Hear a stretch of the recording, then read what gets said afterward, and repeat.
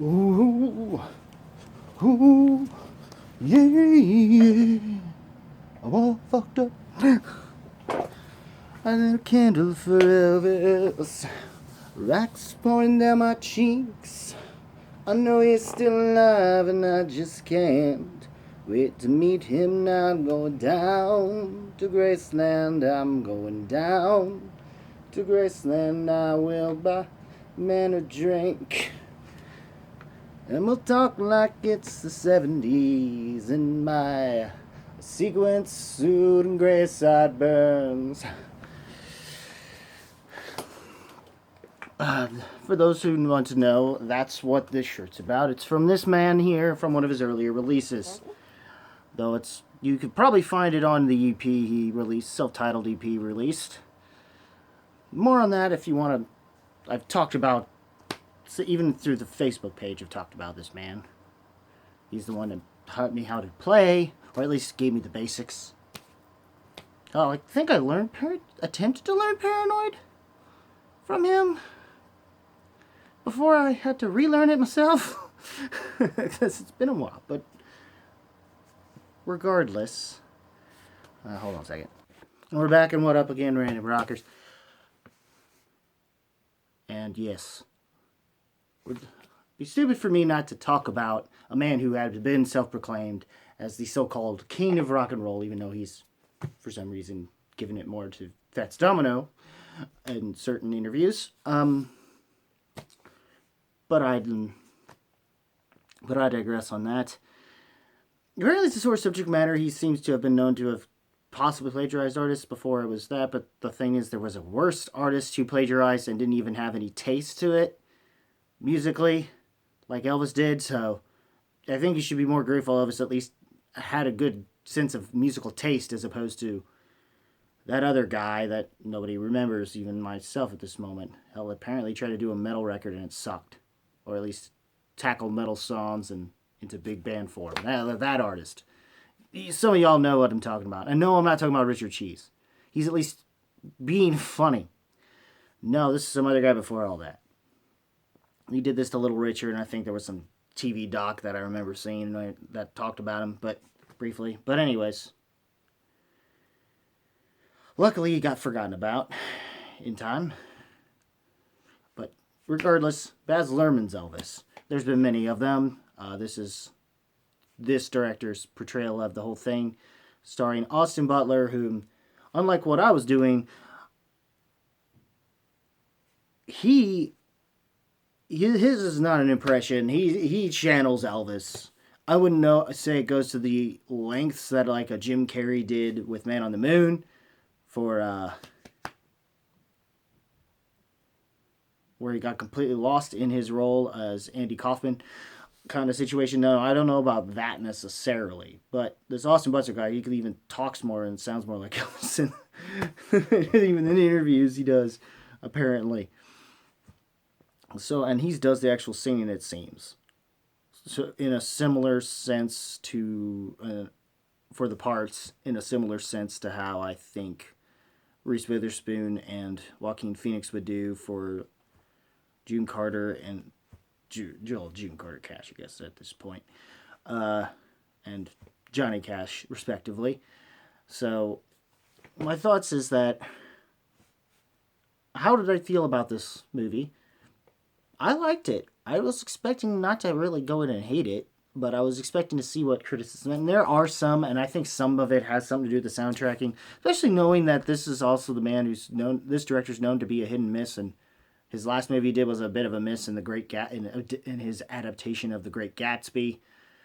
And everybody should know who that novel is if they ever tried to get out of high school.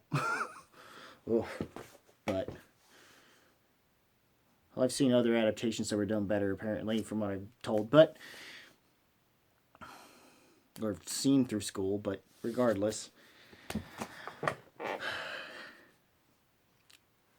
I've had an issue. I've never really had issues with Elvis. I've always liked his music. I don't know if I would say my parents are necessarily fans, but they respected what he did.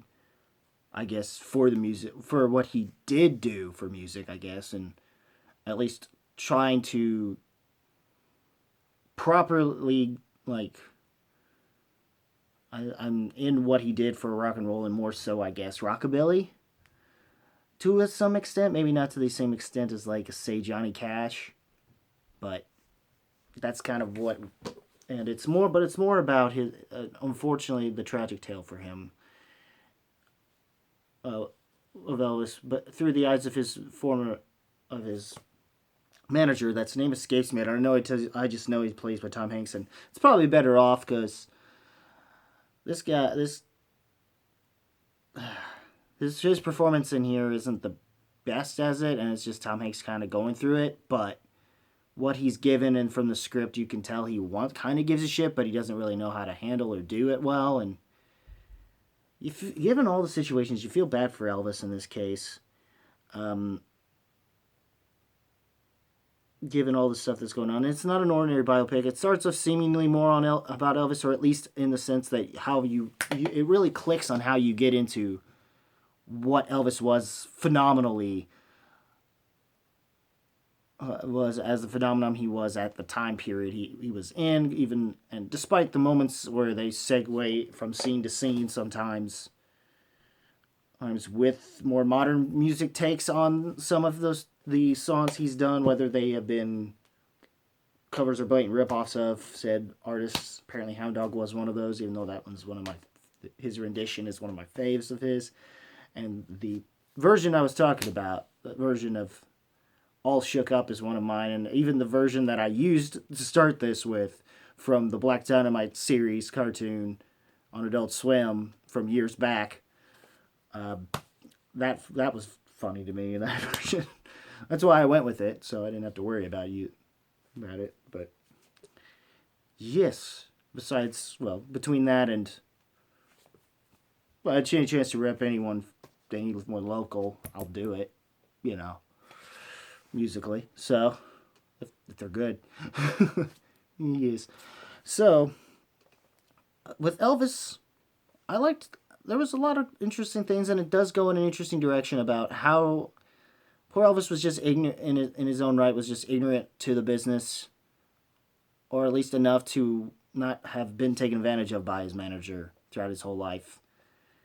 And it just comes off more tragic that how his entire life was basically, may as well have been ran by more by his manager than anything, and or at least up until he unfortunately died on the crapper, I guess, which is embarrassing in of itself. So, but Tom Hanks' performance, I hope Austin Butler gets nominated for this. He deserves that much. They didn't touch up on his relationship with Priscilla, which I didn't think was an issue for me all that much, especially since there was a way worse, bigger artist in that same scene he was in at that point in time that, I don't know, was way more, put the hillbilly portion of rockabilly in his attitude, especially with, there was way worse of that age gap situation, and it was worse than just age. There's more to it than that with Jerry Lee Lewis. So, yeah, and I do think that whole thing with Elvis was, though taboo, it wasn't, I don't think it was nearly to the level of extent of Jerry Lee Lewis. So, yeah. And I did like the performances. Also, I'm going to note something. I'm trying to remember the artist that he played, but it's Gary Clark Jr. that performs as him in that scene when he's younger, and of course finding out that his favorite comic book character is Captain Marvel, is the original Captain Marvel, that is, or at least not the original Captain Marvel, the one that we wound up referring to as Shazam.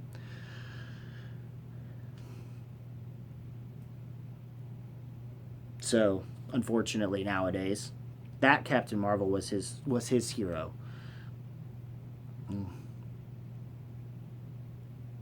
And inspired from comic books that inspired him in this way, besides taking music obviously from blues and gospel.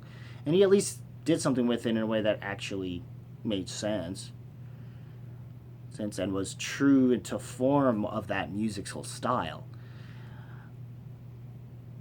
And he knew what to do with his particular stage presence and performances.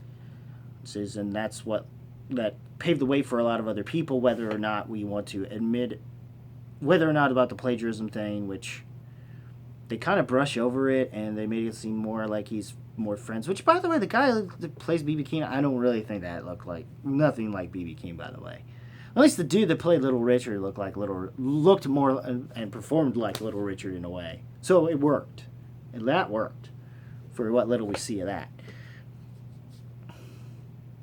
And his whole thing with how Memphis was a big saying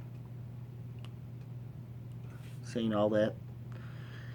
And it's more about the manager thinking of himself more as the hero of his own story when he's really the villain. Like any villain thinks that of themselves. And that's kind of what happens here with that. And it's fun. I mean, overall, I enjoyed the movie. It's a thumbs up for me. It's good. I understand that some people have issues that with certain ways, but it seems his style directing fit the kind of flashy, glamorous aspects that came from what worked with Elvis's style of performances and capturing that real well.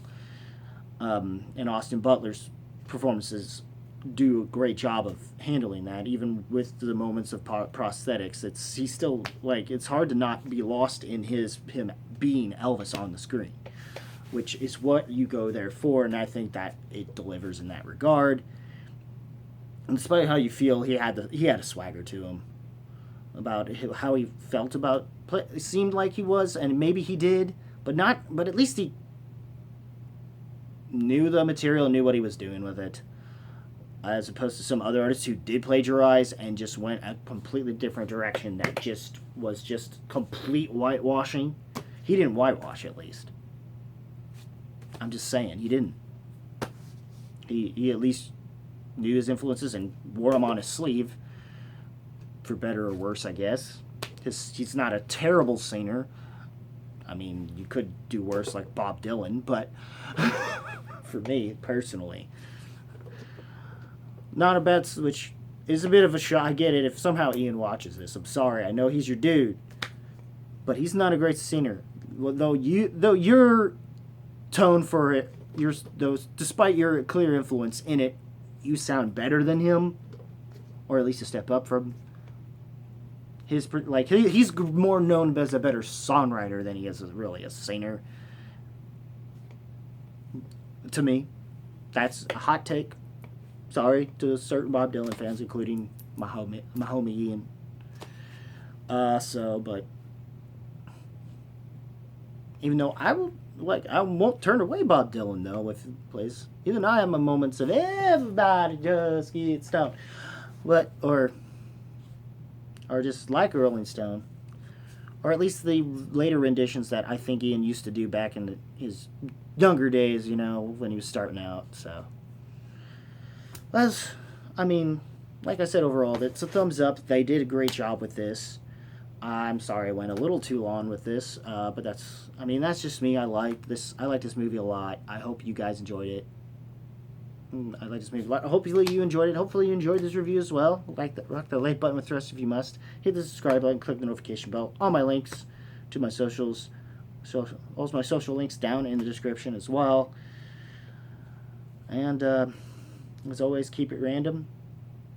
Keep it random, keep it real, keep it rocking, and I'll see you in the next video. Which will probably be Lightyear. I still gotta do that yet, so. But I may have to hold off for another time. I just want to make sure I did this while I was prepped for it, so. Anyways. I enjoyed it. I'd recommend it. I know it's not much that I should say, despite the long length, but it's fine. But, there was a lot of cool things that did happen in this. And I get the Priscilla thing, which, I already said what I said to say with that. But yeah, you do feel for Elvis and the whole story on how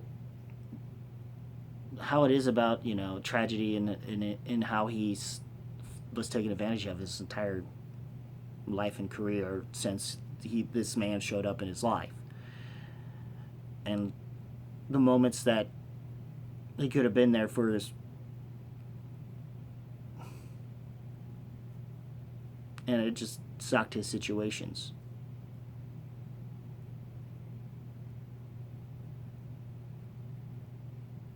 That forced him into the predicaments he was in.